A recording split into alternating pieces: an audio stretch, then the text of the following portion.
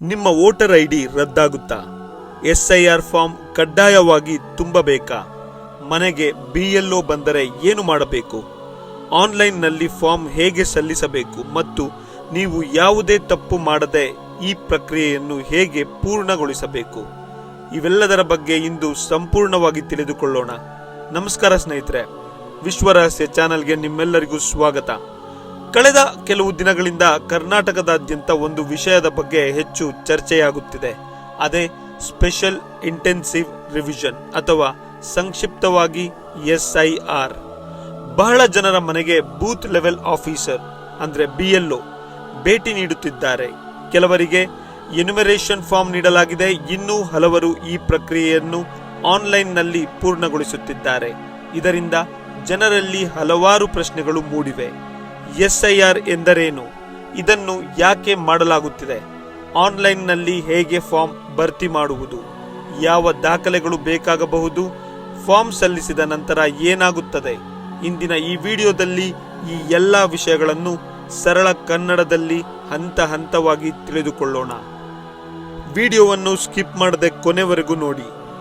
SIR ಎಂದರೇನು? ಮೊದಲಿಗೆ special intensive revision ಎಂದರೆ ಏನು ಎಂಬುದನ್ನು ತಿಳಿದುಕೊಳ್ಳೋಣ. ಇದು ಭಾರತದ ಚುನಾವಣಾ ಆಯೋಗ ನಡೆಸುವ ವಿಶೇಷ ಮತದಾರರ ಪಟ್ಟಿ ಪರಿಷ್ಕರಣೆ ಪ್ರಕ್ರಿಯೆಯಾಗಿದೆ. ಮತದಾರರ ಪಟ್ಟಿಯಲ್ಲಿ ಸಮಯದೊಂದಿಗೆ ಹಲವು ಬದಲಾವಣೆಗಳು ಆಗುತ್ತವೆ. ಕೆಲವರು ಹೊಸದಾಗಿ 18 ವರ್ಷ ಪೂರೈಸಿ ಮತದಾರರಾಗುತ್ತಾರೆ. ಕೆಲವರು ಬೇರೆ ನಗರ ಅಥವಾ ರಾಜ್ಯಕ್ಕೆ ಶಾಶ್ವತವಾಗಿ ಸ್ಥಳಾಂತರವಾಗುತ್ತಾರೆ. ಕೆಲವು ದಾಖಲೆಗಳಲ್ಲಿ ಹೆಸರು, ವಿಳಾಸ ಅಥವಾ ಜನ್ಮ ದಿನಾಂಕದಂತಹ ವಿವರಗಳಲ್ಲಿ ತಪ್ಪುಗಳಿರಬಹುದು. ಕೆಲವೊಮ್ಮೆ ಮೃತಪಟ್ಟ ವ್ಯಕ್ತಿಗಳ ಹೆಸರುಗಳು ಕೂಡ ಪಟ್ಟಿಯಲ್ಲಿ ಉಳಿದಿರಬಹುದು.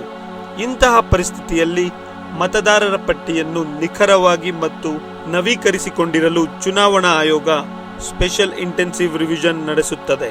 ಇದರ ಉದ್ದೇಶ ಮತದಾರರ ಪಟ್ಟಿಯನ್ನು ಸಾಧ್ಯವಾದಷ್ಟು ಸರಿಯಾಗಿ ಮತ್ತು ನವೀಕೃತವಾಗಿ ಇಡುವುದು. ಅಂದರೆ SIR ಎಂಬುದು ಚುನಾವಣಾ ಪ್ರಕ್ರಿಯೆಯ ಗುಣಮಟ್ಟವನ್ನು ಸುಧಾರಿಸಲು ನಡೆಸುವ ಆಡಳಿತಾತ್ಮಕ ಪ್ರಕ್ರಿಯೆಯಾಗಿದೆ. ಕರ್ನಾಟಕದಲ್ಲಿ ಈಗ ಏನಾಗುತ್ತಿದೆ? ಕರ್ನಾಟಕದಲ್ಲಿ ಪ್ರಸ್ತುತ ಸ್ಪೆಷಲ್ ಇಂಟೆನ್ಸಿವ್ ರಿವಿಷನ್ ನಡೆಯುತ್ತಿದೆ. ಈ ಪ್ರಕ್ರಿಯೆಯ ಭಾಗವಾಗಿ ಬೂತ್ ಲೆವೆಲ್ ಆಫೀಸರ್ಸ್ ಅಂದರೆ BLOಗಳು ಮನೆ ಮನೆಗೆ ಭೇಟಿ ನೀಡಿ ಎನ್ಯುಮರೇಷನ್ ಫಾರ್ಮ್ ವಿತರಿಸುತ್ತಿದ್ದಾರೆ ಮತ್ತು ಅಗತ್ಯ ಮಾಹಿತಿಯನ್ನು ಸಂಗ್ರಹಿಸುತ್ತಿದ್ದಾರೆ. ಅದೇ ಸಮಯದಲ್ಲಿ ಚುನಾವಣಾ ಆಯೋಗವು ಆನ್ಲೈನ್ ಮೂಲಕವೂ ಎನ್ಯುಮರೇಷನ್ ಫಾರ್ಮ್ ಸಲ್ಲಿಸುವ ಅವಕಾಶವನ್ನು ಒದಗಿಸಿದೆ. ಹೀಗಾಗಿ ನಿಮ್ಮ ಪರಿಸ್ಥಿತಿಗೆ ಅನುಗುಣವಾಗಿ ನೀವು BLO ಮೂಲಕ ಅಥವಾ ಅಧಿಕೃತ ಆನ್ಲೈನ್ ವ್ಯವಸ್ಥೆಯ ಮೂಲಕ ಈ ಪ್ರಕ್ರಿಯೆಯಲ್ಲಿ ಭಾಗವಹಿಸಬಹುದು. ಮೊಬೈಲ್ನಲ್ಲಿ ಆನ್ಲೈನ್ ಮೂಲಕ SIR ಎನ್ಯುಮರೇಷನ್ ಫಾರ್ಮ್ ಹೇಗೆ ಭರ್ತಿ ಮಾಡುವುದು? ಈಗ ಮುಖ್ಯ ವಿಷಯಕ್ಕೆ ಬರೋಣ. ನಿಮ್ಮ ಮೊಬೈಲ್ನಲ್ಲೇ ಕೆಲವೇ ನಿಮಿಷಗಳಲ್ಲಿ SIR ಎನ್ಯುಮರೇಷನ್ ಫಾರ್ಮ್ ಅನ್ನು ಹೇಗೆ ಸಲ್ಲಿಸಬಹುದು ಎಂಬುದನ್ನು ಹಂತ ಹಂತವಾಗಿ ನೋಡೋಣ. ಸ್ಟೆಪ್ 1, ಅಧಿಕೃತ ವೆಬ್ಸೈಟ್ ತೆರೆಯಿರಿ. ಮೊದಲು ನಿಮ್ಮ ಮೊಬೈಲ್ ಅಥವಾ ಕಂಪ್ಯೂಟರ್ನಲ್ಲಿ ಯಾವುದೇ ಬ್ರೌಸರ್ ತೆರೆಯಿರಿ. ನಂತರ ಭಾರತದ ಚುನಾವಣಾ ಆಯೋಗದ ಅಧಿಕೃತ ವೋಟರ್ಸ್ ಸರ್ವಿಸ್ ಪೋರ್ಟಲ್ಗೆ ಭೇಟಿ ನೀಡಿ. ಯಾವಾಗಲೂ ಅಧಿಕೃತ ವೆಬ್ಸೈಟ್ನಲ್ಲಿಯೇ ನಿಮ್ಮ ವಿವರಗಳನ್ನು ಸಲ್ಲಿಸಿ. ಸಾಮಾಜಿಕ ಜಾಲತಾಣಗಳಲ್ಲಿ ಬರುವ ಅಪರಿಚಿತ ಲಿಂಕ್ಗಳನ್ನು ದಯವಿಟ್ಟು ಬಳಸಬೇಡಿ. ಸ್ಟೆಪ್ 2, ಲಾಗಿನ್ ಮಾಡಿ. ವೆಬ್ಸೈಟ್ನಲ್ಲಿ ನಿಮ್ಮ ಮೊಬೈಲ್ ಸಂಖ್ಯೆಯನ್ನು ಬಳಸಿ ಲಾಗಿನ್ ಮಾಡಿ. ಹೊಸ ಬಳಕೆದಾರರಾಗಿದ್ದರೆ ಮೊದಲು ಸೈನ್ ಅಪ್ ಮಾಡಿ.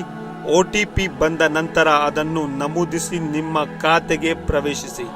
ಸ್ಟೆಪ್ 3, ನಿಮ್ಮ ಮತದಾರರ ವಿವರಗಳನ್ನು ಹುಡುಕಿ. ಲಾಗಿನ್ ಆದ ನಂತರ ಎಪಿಕ್ ಸಂಖ್ಯೆ, ವೋಟರ್ ID ನಂಬರ್ ಬಳಸಿ ಅಥವಾ ಕೇಳಲಾದ ಇತರ ವಿವರಗಳ ಮೂಲಕ ನಿಮ್ಮ ಮತದಾರರ ದಾಖಲೆಯನ್ನು ಹುಡುಕಿ. ಸರಿಯಾದ ವಿವರಗಳು ಕಾಣಿಸುತ್ತಿವೆಯೇ ಎಂದು ಒಮ್ಮೆ ಪರಿಶೀಲಿಸಿಕೊಳ್ಳಿ. ಸ್ಟೆಪ್ 4, ಎನ್ಯುಮರೇಷನ್ ಫಾರ್ಮ್ ತೆರೆಯಿರಿ. ಸ್ಪೆಷಲ್ ಇಂಟೆನ್ಸಿವ್ ರಿವಿಷನ್ ವಿಭಾಗದಲ್ಲಿ ಇರುವ ಎನ್ಯುಮರೇಷನ್ ಫಾರ್ಮ್ ಅನ್ನು ಆಯ್ಕೆ ಮಾಡಿ. ಇಲ್ಲಿ ನಿಮ್ಮ ಹೆಸರು, ವಿಳಾಸ, ಕುಟುಂಬದ ವಿವರಗಳು ಅಥವಾ ಇತರ ಅಗತ್ಯ ಮಾಹಿತಿಯನ್ನು ಪರಿಶೀಲಿಸಿ. ಯಾವುದೇ ಮಾಹಿತಿಯನ್ನು ತುಂಬುವಾಗ ಅಕ್ಷರದ ತಪ್ಪು ಆಗದಂತೆ ಎಚ್ಚರಿಕೆ ವಹಿಸಿ.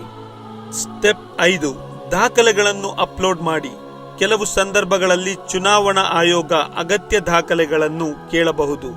ಯಾವ ದಾಖಲೆಗಳನ್ನು ಕೇಳಲಾಗುತ್ತದೆಯೋ ಅವನ್ನೇ ಸ್ಪಷ್ಟವಾಗಿ ಸ್ಕ್ಯಾನ್ ಅಥವಾ ಫೋಟೋ ತೆಗೆದು ಅಪ್ಲೋಡ್ ಮಾಡಿ. ಅಗತ್ಯವಿಲ್ಲದ ದಾಖಲೆಗಳನ್ನು ಅಪ್ಲೋಡ್ ಮಾಡಬೇಡಿ. ಸ್ಟೆಪ್ 6, ಮಾಹಿತಿಯನ್ನು ಮತ್ತೊಮ್ಮೆ ಪರಿಶೀಲಿಸಿ. ಇದು ಅತ್ಯಂತ ಮುಖ್ಯ ಹಂತ. ಸಬ್ಮಿಟ್ ಮಾಡುವ ಮೊದಲು ಪ್ರತಿಯೊಂದು ವಿವರವನ್ನು ಮತ್ತೊಮ್ಮೆ ಪರಿಶೀಲಿಸಿ. ವಿಶೇಷವಾಗಿ ಹೆಸರು, ತಂದೆ ಅಥವಾ ಪತಿಯ ಹೆಸರು, ಜನ್ಮ ದಿನಾಂಕ, ವಿಳಾಸ, ಮೊಬೈಲ್ ಸಂಖ್ಯೆ, ಎಪಿಕ್ ಸಂಖ್ಯೆ. ಇವುಗಳಲ್ಲಿ ತಪ್ಪಿದ್ದರೆ ನಂತರ ತಿದ್ದುಪಡಿ ಮಾಡಲು ಸಮಯ ತೆಗೆದುಕೊಳ್ಳಬಹುದು. ಸ್ಟೆಪ್ 7, ಸಬ್ಮಿಟ್ ಮಾಡಿ. ಎಲ್ಲ ವಿವರಗಳು ಸರಿಯಾಗಿವೆಯೇ ಎಂದು ಖಚಿತವಾದ ನಂತರ ಸಬ್ಮಿಟ್ ಬಟನ್ ಒತ್ತಿ. ಅರ್ಜಿಯನ್ನು ಯಶಸ್ವಿಯಾಗಿ ಸಲ್ಲಿಸಿದ ನಂತರ ಒಂದು ಅಕ್ನಾಲಜ್ಮೆಂಟ್ ಅಥವಾ ರೆಫರೆನ್ಸ್ ನಂಬರ್ ದೊರೆಯಬಹುದು. ಅದನ್ನು ಸ್ಕ್ರೀನ್ಶಾಟ್ ತೆಗೆದು ಅಥವಾ ಡೌನ್ಲೋಡ್ ಮಾಡಿ ಸುರಕ್ಷಿತವಾಗಿ ಇಟ್ಟುಕೊಳ್ಳಿ. ಫಾರ್ಮ್ ಸಲ್ಲಿಸಿದ ನಂತರ ಏನಾಗುತ್ತದೆ? ಫಾರ್ಮ್ ಸಲ್ಲಿಸಿದ ತಕ್ಷಣವೇ ಯಾವುದೇ ಬದಲಾವಣೆ ಆಗುವುದಿಲ್ಲ. ಚುನಾವಣಾ ಅಧಿಕಾರಿಗಳು ನೀವು ನೀಡಿದ ಮಾಹಿತಿಯನ್ನು ಪರಿಶೀಲಿಸುತ್ತಾರೆ. ಅಗತ್ಯವಿದ್ದರೆ BLO ನಿಮ್ಮನ್ನು ಸಂಪರ್ಕಿಸಬಹುದು ಅಥವಾ ಸ್ಥಳ ಪರಿಶೀಲನೆ ನಡೆಸಬಹುದು. ಪರಿಶೀಲನೆ ಪೂರ್ಣಗೊಂಡ ನಂತರ ಚುನಾವಣಾ ಆಯೋಗದ ನಿಯಮಗಳ ಪ್ರಕಾರ ಮುಂದಿನ ಕ್ರಮ ಕೈಗೊಳ್ಳಲಾಗುತ್ತದೆ. ಒಂದು ಮುಖ್ಯ ಸಲಹೆ: ಒಂದೇ ಮಾಹಿತಿಯನ್ನು ಮತ್ತೆ ಮತ್ತೆ ಸಲ್ಲಿಸಬೇಡಿ. ನಿಮ್ಮ ಪರವಾಗಿ ಬೇರೆ ಯಾರಾದರೂ ಈಗಾಗಲೇ ಫಾರ್ಮ್ ಸಲ್ಲಿಸಿದ್ದಾರೆಯೇ ಎಂಬುದನ್ನು ಖಚಿತಪಡಿಸಿಕೊಳ್ಳಿ. ಅಧಿಕೃತ ಮಾಹಿತಿಯನ್ನು ಮಾತ್ರ ನಂಬಿ. ಸಾಮಾಜಿಕ ಜಾಲತಾಣಗಳಲ್ಲಿ ಹರಡುವ ಪರಿಶೀಲಿಸದ ಸಂದೇಶಗಳನ್ನು ನಂಬಿ ಆತುರದಲ್ಲಿ ಯಾವುದೇ ಕ್ರಮ ಕೈಗೊಳ್ಳಬೇಡಿ. ಇನ್ನು ಬೇಕಾಗುವ ದಾಖಲೆಗಳು. BLO ಮನೆಗೆ ಬಂದರೆ ಏನು ಮಾಡಬೇಕು? ಸಾಮಾನ್ಯ ಪ್ರಶ್ನೆಗಳು. ಈಗ ಹಲವರು ಹೇಳುತ್ತಿರುವುದು ಕೆಲವು ಪ್ರಮುಖ ಪ್ರಶ್ನೆಗಳಿಗೆ ಉತ್ತರ ನೋಡೋಣ. ಯಾವ ದಾಖಲೆಗಳು ಬೇಕಾಗಬಹುದು? ಮೊದಲನೆಯದಾಗಿ ಒಂದು ವಿಷಯವನ್ನು ಗಮನದಲ್ಲಿಡಿ. ಎಲ್ಲ ಅರ್ಜಿದಾರರಿಂದ ಒಂದೇ ರೀತಿಯ ದಾಖಲೆಗಳನ್ನು ಕೇಳಲಾಗುತ್ತದೆ ಎಂದು ಹೇಳಲು ಸಾಧ್ಯವಿಲ್ಲ. ನಿಮ್ಮ ಪ್ರಕರಣವನ್ನು ಅವಲಂಬಿಸಿ ಚುನಾವಣಾ ಆಯೋಗ ಕೆಲವು ದಾಖಲೆಗಳನ್ನು ಕೇಳಬಹುದು.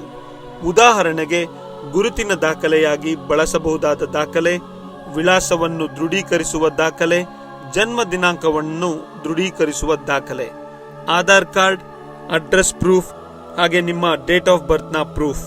ಯಾವ ದಾಖಲೆಗಳನ್ನು ಸಲ್ಲಿಸಬೇಕು ಎಂಬುದನ್ನು ಅಧಿಕೃತ ಸೂಚನೆಗಳ ಪ್ರಕಾರವೇ ನಿರ್ಧರಿಸಲಾಗುತ್ತದೆ.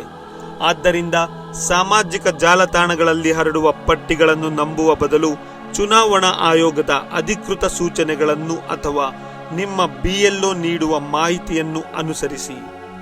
BLO ಮನೆಗೆ ಬಂದರೆ ಏನು ಮಾಡಬೇಕು? ಬೂತ್ ಲೆವೆಲ್ ಆಫೀಸರ್ ಅಥವಾ BLO ನಿಮ್ಮ ಮನೆಗೆ ಬಂದರೆ ಆತಂಕ ಪಡುವ ಅಗತ್ಯವಿಲ್ಲ. ಅವರು ಚುನಾವಣಾ ಆಯೋಗದ ಪರವಾಗಿ ಮತದಾರರ ಮಾಹಿತಿಯನ್ನು ಪರಿಶೀಲಿಸುವ ಅಧಿಕಾರಿಗಳು. ಅವರು ಕೇಳುವ ಅಗತ್ಯ ಮಾಹಿತಿಯನ್ನು ಸರಿಯಾಗಿ ನೀಡಿ. ನೀವು ಈಗಾಗಲೇ ಆನ್ಲೈನ್ನಲ್ಲಿ ಎನ್ಯುಮರೇಷನ್ ಫಾರ್ಮ್ ಸಲ್ಲಿಸಿದ್ದರೆ ಅದನ್ನು ಅವರಿಗೆ ತಿಳಿಸಿ. ಅಗತ್ಯವಿದ್ದರೆ ಅವರು ನಿಮ್ಮ ಸಲ್ಲಿಕೆಯ ವಿವರವನ್ನು ಪರಿಶೀಲಿಸಬಹುದು. ಸಾಮಾನ್ಯ ತಪ್ಪುಗಳು. ಈಗ ಜನರು ಹೆಚ್ಚಾಗಿ ಮಾಡುವ ಕೆಲವು ತಪ್ಪುಗಳನ್ನು ನೋಡೋಣ. ಮೊದಲ ತಪ್ಪು: ಹೆಸರು ಅಥವಾ ವಿಳಾಸವನ್ನು ತಪ್ಪಾಗಿ ನಮೂದಿಸುವುದು. ಎರಡನೇ ತಪ್ಪು: ಎಪಿಕ್ ಸಂಖ್ಯೆ ಅಥವಾ ಮೊಬೈಲ್ ಸಂಖ್ಯೆಯನ್ನು ತಪ್ಪಾಗಿ ಬರೆಯುವುದು. ಮೂರನೇ ತಪ್ಪು: ದಾಖಲೆಗಳನ್ನು ಸ್ಪಷ್ಟವಾಗಿ ಅಪ್ಲೋಡ್ ಮಾಡದೇ ಇರುವುದು. ನಾಲ್ಕನೇ ತಪ್ಪು: ಕೊನೆಯ ದಿನದವರೆಗೆ ಕಾಯುವುದು. ಐದನೇ ತಪ್ಪು: ಅಧಿಕೃತವಲ್ಲದ ವೆಬ್ಸೈಟ್ ಅಥವಾ ಅಪರಿಚಿತ ಲಿಂಕ್ಗಳನ್ನು ಬಳಸುವುದು. ಈ ಸಣ್ಣ ತಪ್ಪುಗಳು ನಂತರ ಅನಗತ್ಯ ತೊಂದರೆ ಉಂಟು ಮಾಡಬಹುದು. ನಾವು ಈಗ ಫ್ರೀಕ್ವೆಂಟ್ಲಿ ಆಸ್ಕ್ಡ್ ಕ್ವೆಶ್ಚನ್ಸ್ ನ ನೋಡೋಣ. ಪ್ರಶ್ನೆ 1: ಆನ್ಲೈನ್ನಲ್ಲಿ ಫಾರ್ಮ್ ಸಲ್ಲಿಸುವುದು ಸುರಕ್ಷಿತವೇ? ಹೌದು, ಚುನಾವಣಾ ಆಯೋಗದ ಅಧಿಕೃತ ಪೋರ್ಟಲ್ ಬಳಸಿದರೆ ಸುರಕ್ಷಿತವಾಗಿದೆ. ಇನ್ನು ಪ್ರಶ್ನೆ 2: ಫಾರ್ಮ್ ಸಲ್ಲಿಸಿದ ನಂತರ ನಾನು ಏನಾದರೂ ಮಾಡಬೇಕೇ? ಸಾಮಾನ್ಯವಾಗಿ ಅಕ್ನಾಲಜ್ಮೆಂಟ್ ಅನ್ನು ಉಳಿಸಿಕೊಳ್ಳಿ. ನಂತರ ಅಗತ್ಯವಿದ್ದರೆ ಚುನಾವಣಾ ಅಧಿಕಾರಿಗಳು ಅಥವಾ BLO ನಿಮ್ಮನ್ನು ಸಂಪರ್ಕಿಸಬಹುದು. ಪ್ರಶ್ನೆ 3: ನನ್ನ ಮಾಹಿತಿಯಲ್ಲಿ ತಪ್ಪಿದ್ದರೆ ಅದನ್ನು ಸಾಧ್ಯವಾದಷ್ಟು ಬೇಗ ಸರಿಪಡಿಸಲು ಕ್ರಮ ಕೈಗೊಳ್ಳಿ. ತಪ್ಪು ಮಾಹಿತಿ ನೀಡುವುದನ್ನು ತಪ್ಪಿಸಿ. ಇನ್ನು ಪ್ರಶ್ನೆ 4: ಸಾಮಾಜಿಕ ಜಾಲತಾಣಗಳಲ್ಲಿ ಬರುತ್ತಿರುವ ಎಲ್ಲ ಸಂದೇಶಗಳನ್ನು ನಂಬಬಹುದೇ? ಇಲ್ಲ. ಚುನಾವಣೆಗೆ ಸಂಬಂಧಿಸಿದ ಯಾವುದೇ ಮಾಹಿತಿಯನ್ನು ನಂಬುವ ಮೊದಲು ಚುನಾವಣಾ ಆಯೋಗದ ಅಧಿಕೃತ ವೆಬ್ಸೈಟ್ ಅಥವಾ ಅಧಿಕೃತ ಪ್ರಕಟಣೆಯನ್ನು ಪರಿಶೀಲಿಸಿ. ಇನ್ನು ನಾವು ನೆನಪಿನಲ್ಲಿ ಇಟ್ಟುಕೊಳ್ಳಬೇಕಾದ ಪ್ರಮುಖ ವಿಷಯ: SIR ಪ್ರಕ್ರಿಯೆಯ ಉದ್ದೇಶ ಮತದಾರರ ಪಟ್ಟಿಯನ್ನು ನಿಖರವಾಗಿ ನವೀಕರಿಸುವುದು. ಆದ್ದರಿಂದ ಯಾವುದೇ ಗೊಂದಲ ಉಂಟಾದರೆ ಊಹೆಗಳ ಮೇಲೆ ನಿರ್ಧಾರ ತೆಗೆದುಕೊಳ್ಳಬೇಡಿ. ನಿಮ್ಮ BLO, ಚುನಾವಣಾ ಅಧಿಕಾರಿಗಳು ಅಥವಾ ಅಧಿಕೃತ ಪೋರ್ಟಲ್ ಮೂಲಕವೇ ಮಾಹಿತಿ ಪಡೆಯಿರಿ. ಸ್ನೇಹಿತರೆ, ಇಲ್ಲಿಯವರೆಗೆ ನಾವು SIR ಎಂದರೇನು, ಕರ್ನಾಟಕದಲ್ಲಿ ಇದು ಯಾಕೆ ನಡೆಯುತ್ತಿದೆ, ಆನ್ಲೈನ್ನಲ್ಲಿ ಎನ್ಯುಮರೇಷನ್ ಫಾರ್ಮ್ ಹೇಗೆ ಸಲ್ಲಿಸಬೇಕು, BLO ಮನೆಗೆ ಬಂದರೆ ಏನು ಮಾಡಬೇಕು ಮತ್ತು ಸಾಮಾನ್ಯ ಪ್ರಶ್ನೆಗಳಿಗೆ ಉತ್ತರಗಳನ್ನು ತಿಳಿದುಕೊಂಡೆವು. ಈಗ ಕೊನೆಯಲ್ಲಿ ಕೆಲವು ಪ್ರಮುಖ ಸಲಹೆಗಳನ್ನು ನೆನಪಿಸಿಕೊಳ್ಳೋಣ. ನೆನಪಿಡಬೇಕಾದ ಪ್ರಮುಖ ಅಂಶಗಳು: ಮೊದಲನೆಯದು, ಯಾವಾಗಲೂ ಭಾರತದ ಚುನಾವಣಾ ಆಯೋಗದ ಅಧಿಕೃತ ವೆಬ್ಸೈಟ್ ಅಥವಾ ಅಧಿಕೃತ ಮೊಬೈಲ್ ಅಪ್ಲಿಕೇಶನ್ಗಳನ್ನು ಮಾತ್ರ ಬಳಸಿ. ಎರಡನೆಯದು, ನಿಮ್ಮ ಹೆಸರು, ವಿಳಾಸ, ಜನ್ಮ ದಿನಾಂಕ ಮತ್ತು ಎಪಿಕ್ ಸಂಖ್ಯೆಯನ್ನು ತುಂಬುವಾಗ 2 ಬಾರಿ ಪರಿಶೀಲಿಸಿ. ಮೂರನೆಯದು, ಯಾವುದೇ ದಾಖಲೆಗಳನ್ನು ಅಪ್ಲೋಡ್ ಮಾಡುವ ಮೊದಲು ಅವು ಸ್ಪಷ್ಟವಾಗಿವೆಯೇ ಎಂದು ನೋಡಿ. ನಾಲ್ಕನೆಯದು, ಫಾರ್ಮ್ ಸಲ್ಲಿಸಿದ ನಂತರ ಬಂದ ಅಕ್ನಾಲಜ್ಮೆಂಟ್ ಅಥವಾ ರೆಫರೆನ್ಸ್ ನಂಬರ್ ಅನ್ನು ಸುರಕ್ಷಿತವಾಗಿ ಉಳಿಸಿಕೊಳ್ಳಿ. ಇನ್ನು ಐದನೆಯದು, ಯಾವುದೇ ಅನುಮಾನವಿದ್ದರೆ ಸಾಮಾಜಿಕ ಜಾಲತಾಣಗಳಲ್ಲಿ ಹರಡುವ ಸಂದೇಶಗಳನ್ನು ನಂಬುವ ಬದಲು ನಿಮ್ಮ BLO ಅಥವಾ ಚುನಾವಣಾ ಅಧಿಕಾರಿಗಳನ್ನು ಸಂಪರ್ಕಿಸಿ. ಇನ್ನು ತಪ್ಪು ಕಲ್ಪನೆಗಳು: ಕಳೆದ ಕೆಲವು ದಿನಗಳಿಂದ ಸಾಮಾಜಿಕ ಜಾಲತಾಣಗಳಲ್ಲಿ SIR ಬಗ್ಗೆ ಹಲವು ರೀತಿಯ ಸಂದೇಶಗಳು ಹರಿದಾಡುತ್ತಿವೆ. ಕೆಲವು ಸಂದೇಶಗಳು ನಿಜವಾಗಿದ್ದರೆ ಇನ್ನೂ ಕೆಲವು ಪರಿಶೀಲಿಸದ ಮಾಹಿತಿಯಾಗಿರಬಹುದು. ಆದ್ದರಿಂದ ಯಾವುದೇ ಸುದ್ದಿ ಅಥವಾ ಸಂದೇಶವನ್ನು ನಂಬುವ ಮೊದಲು ಅದು ಚುನಾವಣಾ ಆಯೋಗದ ಅಧಿಕೃತ ಪ್ರಕಟಣೆಯೇ ಎಂದು ಖಚಿತಪಡಿಸಿಕೊಳ್ಳಿ. ಯಾವುದೇ ಊಹಾಪೋಹದ ಆಧಾರದ ಮೇಲೆ ನಿರ್ಧಾರ ತೆಗೆದುಕೊಳ್ಳಬೇಡಿ. ಸ್ನೇಹಿತರೆ, ಈ ಮಾಹಿತಿಯು ನಿಮಗೆ SIR ಪ್ರಕ್ರಿಯೆಯನ್ನು ಅರ್ಥ ಮಾಡಿಕೊಳ್ಳಲು ಸಹಾಯ ಮಾಡಿದೆ ಅಂತ ನಾನು ಭಾವಿಸ್ತೇನೆ. ಈ ವಿಡಿಯೋ ನಿಮಗೆ ಉಪಯುಕ್ತವಾಗಿದೆ ಎಂದು ಅನಿಸಿದರೆ ದಯವಿಟ್ಟು ಒಂದು ಲೈಕ್ ಮಾಡಿ. ಈ ಮಾಹಿತಿಯನ್ನು ನಿಮ್ಮ ಕುಟುಂಬದವರು, ಸ್ನೇಹಿತರು ಮತ್ತು ಪರಿಚಯದವರೊಂದಿಗೆ ಶೇರ್ ಮಾಡಿ. ಅವರಿಗೆ ಕೂಡ ಈ ಮಾಹಿತಿ ಉಪಯೋಗವಾಗಬಹುದು.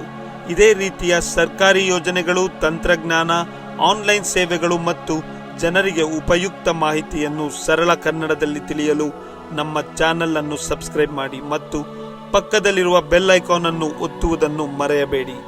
ನೋಡಿದ್ದಕ್ಕೆ ತುಂಬಾ ಧನ್ಯವಾದಗಳು. ಮುಂದಿನ ವಿಡಿಯೋದಲ್ಲಿ ಮತ್ತೆ ಭೇಟಿಯಾಗೋಣ. ಜೈ ಹಿಂದ್.